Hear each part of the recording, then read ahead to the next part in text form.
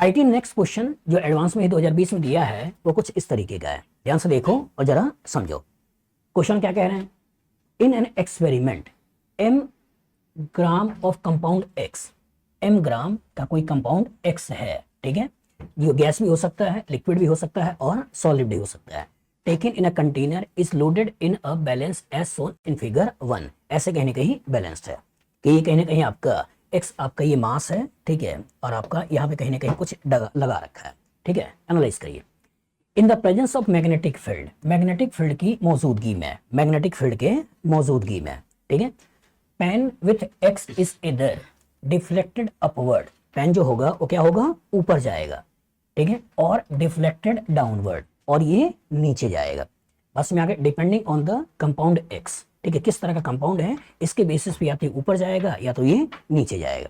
चलिए सोचिएगा, अगर हम मैग्नेटिक फील्ड लगा हुआ है और पेन अगर ऊपर जा रहा है तो क्या अट्रैक्ट हो रहा है, रिपल हो रहा है? रिपल हो रहा है। और जो रिपल हो रहा है तो सब्सटेंस का नेचर डायामैग्नेटिक होना चाहिए, पैरामैग्नेटिक होना चाहिए? डाया। बस में आगे तो ये जो पर्टिकुलर होगा ये कैसा होगा? डायामैग्नेटिक। अगर डायामैग्नेटिक होगा तो कहीं ना कहीं रिपल्सन होगा और ये कहीं ना कहीं ऊपर जाएगा। लेकिन अगर मैग्नेटिक फील्ड में अट्रैक्ट हो रहा है, बस में आगे इसका नेचर कैसा होना चाहिए?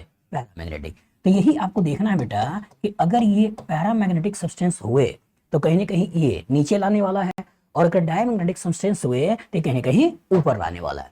बस में आगे अब इन्हीं को इस ऑप्शन के साथ मिलाना है और अपने आंसर को बताना है। चलिए ध्यान से देखिएगा। कह रहा है कि x इज वाटर। अगर x क्या है? वाटर है, ठीक है। Deflected, deflection of the pen is upward. अगर ये डायमैग्नेटिक हुआ तब तो स्टेटमेंट सही है, लेकिन अगर पैरामैग्नेटिक हुआ तो स्टेटमेंट गलत है। बताओ वाटर पैरामैग्नेटिक है या डायमैग्नेटिक है? तो अगर ये वाटर डायमैग्नेटिक है तो कहानी जो होगी ये कैसी हो गई? सही हो गई। चलिए दूसरे को देखो। इफ x इज, यहां कोऑर्डिनेशन का हेल्प ले रहा है। If x is K4FeCN6 deflected in a pain in upward. बताओ ये पैरामैग्नेटिक है, डायमैग्नेटिक है?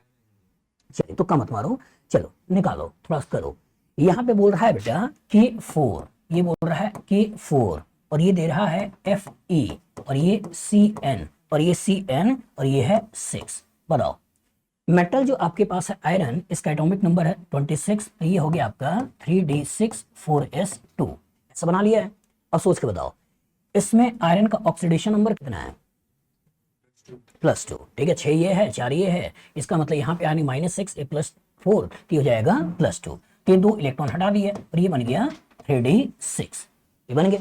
अब साइनाइड आपका स्ट्रॉन्ग फील्ड लिगेंड है, वीक फील्ड लिगेंड है? स्ट्रॉन्ग। तो क्या इसमें पेयरिंग कराएं या ना कराएं? और जब पेयरिंग कराओगे तो क्या कोई अनपेयर्ड इलेक्ट्रॉन है? अच्छा कोई अनपेयर्ड इलेक्ट्रॉन नहीं है तो बताओ सिस्टम पैरामैग्नेटिक है, डाईमैग्नेटिक है? डाईमैग्नेटिक। तो इसका अगर डाईमैग्नेटिक है तो क्या अपवर्ड जाएगा या नहीं जाएगा?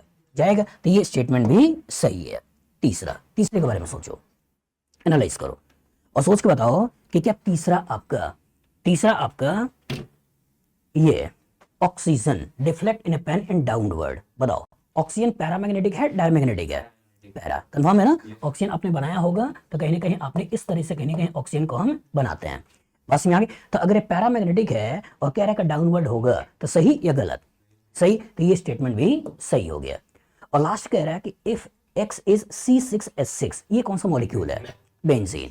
और जो बेंजीन है, बेंजीन भी आपका कैसा होता है? डायमैग्नेटिक। और डायमैग्नेटिक है तो कह रहा है कि डाउनवर्ड जाएगा, तो डाउनवर्ड। सही या गलत? गलत। ये हमारा हट गया, बन जाएगा।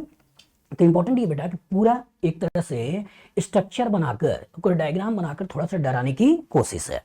बस में आगे कायदे से विजुअलाइजेशन करने का तरीका है कि हम इस तरीके से देखकर भी क्वेश्चन को अप्रोच कर पाते हैं या नहीं कर पाते हैं। ये केवल हमारे दिमाग बैठा हुआ है कि बस यही दे दो और ऐसे ही क्वेश्चन फ्यूचर में भी पूछे जाएंगे। तो हो सकता है कुछ इस तरह की चीजों को दिखाकर बच्चा इतना सारा बड़ा स्ट्रक्चर देखे, डायग्राम देखे, हो सकता है कि आगे के बारे में सोचे ही ना, अगले क्वेश्चन की तरफ भाग जाए।